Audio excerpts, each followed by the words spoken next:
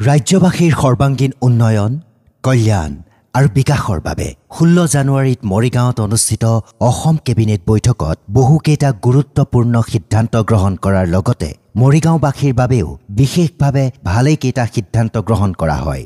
সিদ্ধান্তসমূহ এনেধৰণৰ: 2024-25 বৰ্ষৰ বাবে মুখ্যমন্ত্ৰীৰ মহিলা উদ্যমিতা আঁচনি, মুখ্যমন্ত্ৰীৰ আত্মনিৰ্ভৰ আঁচনি আদি ৰূপায়ণৰ বাবে 2000 কোটি টকাৰ অনুমোদন।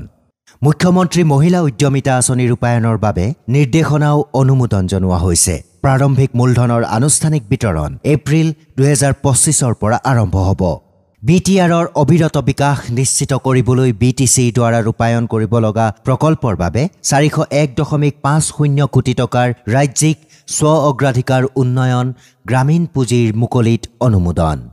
অংগনৱাড়ী কেন্দ্ৰৰ সঠিক কাৰ্যকৰীকৰণৰ বাবে অংগনৱাড়ী কেন্দ্ৰৰ ব্যৱস্থাপনা সমিতি গঠনৰ নিৰ্দেশনাত অনুমোদন।